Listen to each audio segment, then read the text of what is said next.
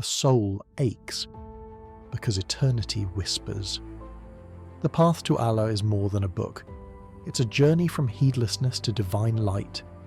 Through 38 soul-stirring chapters, Edvin Kajgana reveals the essence of true servitude, drawing from timeless Islamic wisdom to awaken the heart.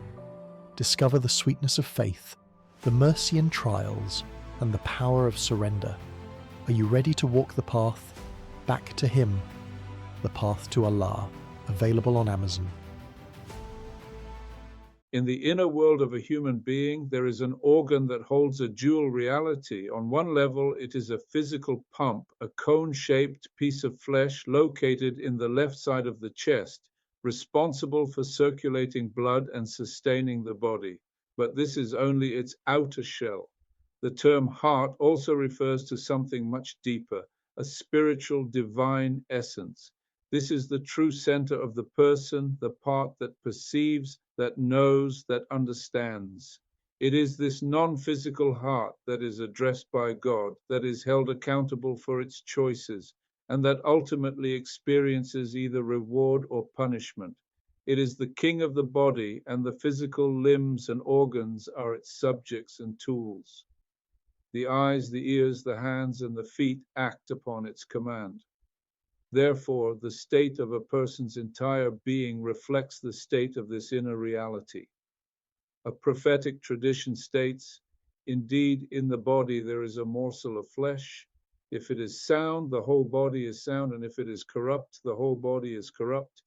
Indeed, it is the heart. This is why God's attention is not directed toward a person's external appearance or their material wealth, but toward this inner core." Another tradition states, "Indeed, God does not look at your forms or your wealth, but He looks at your hearts and your deeds." The human being was created with a complex internal composition.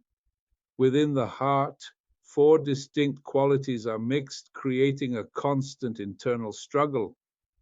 First are the predatory attributes, which manifest as anger, aggression, enmity, and the desire to dominate others through force or harsh words. Second are the animalistic qualities, which are the domain of physical desires, appetites, greed, and lust. Third are the satanic qualities. These emerge when a person uses their unique human capacity for reason and discernment not for good, but to devise clever ways to achieve evil ends.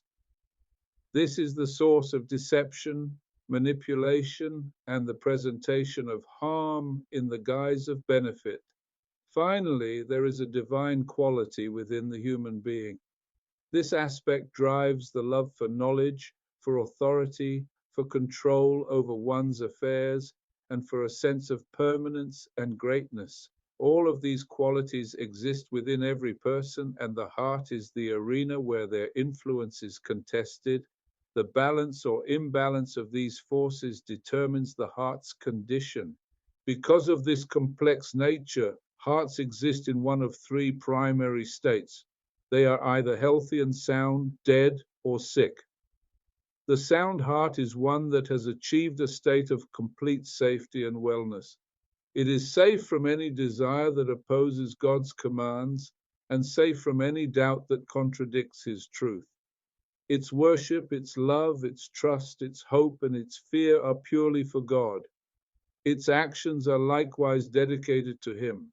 If it loves for God's sake, and if it dislikes for God's sake. This is the heart that has completely surrendered to the divine, a state described in the Quran as the only path to salvation on the day of judgment, the day when neither wealth nor children will be of any benefit except for he who comes to God with a sound heart. It is a heart that is alive and responsive. Its health is maintained by 2 essential elements, life and light. A living heart naturally inclines toward good and recoils from evil. When presented with something ugly or harmful, it instinctively turns away, not out of intellectual calculation, but as a natural response to its living nature. This life is sustained by the light of faith, which allows it to see things as they truly are, to recognize the beauty of what is good and the ugliness of what is bad. The second state is the dead heart. This heart has no life in it. It does not know its creator and does not worship him. Instead, it is a slave to its own desires and pleasures, completely indifferent to whether its actions please or displease God. Its love is for its own whims, its fear is for its worldly losses, and its hope is placed in things other than God. Desire is its leader, ignorance is its driver, and heedlessness is its vehicle. This heart does not respond to reminders or warnings. It follows any persuasive voice, whether human or otherwise, that calls it to ruin. It does not feel the pain of its spiritual wounds, just as a dead body does not feel physical injury. It is unaware of its own corruption because it has lost the light of perception. This state of death is the result of turning away completely from the source of life and light, which is God and his guidance. The third state, and perhaps the most common, is the sick heart. This heart is alive, but it is diseased. It is pulled in two different directions. On one hand, it possesses a degree of love for God, faith, and sincerity, which is the substance of its life. On the other hand, it is afflicted with the love of destructive desires, envy, arrogance, and the craving for status and power, which are the substance of its potential ruin. It is caught between two callers, one that invites it to God and the afterlife, and another that invites it to the immediate fleeting world. It responds to whichever caller is closer and louder at any given moment. If its healthy aspect prevails, it moves closer to the sound heart. If its illness prevails, it slides toward the dead heart. The sickness of this heart manifests as a corruption in its perception and its will. Its perception is corrupted by doubts, so it may not see the truth clearly, or it may see it as falsehood. Its will is corrupted by desires, so it may dislike what is beneficial and love what is harmful.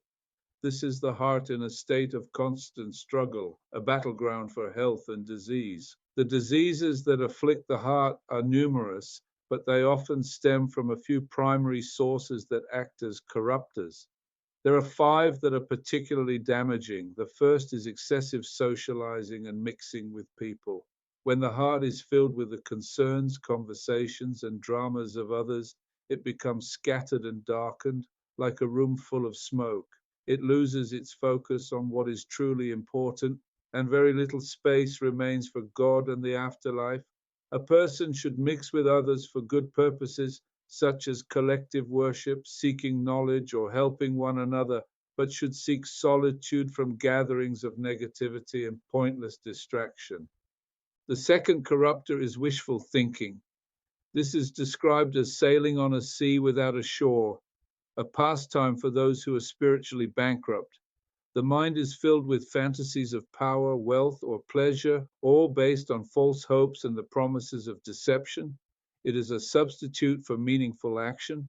Instead of working toward a goal, the heart is content to merely dream about it, a state of paralysis that prevents any real progress. The third and most severe corrupter of the heart is attachment to anything other than God.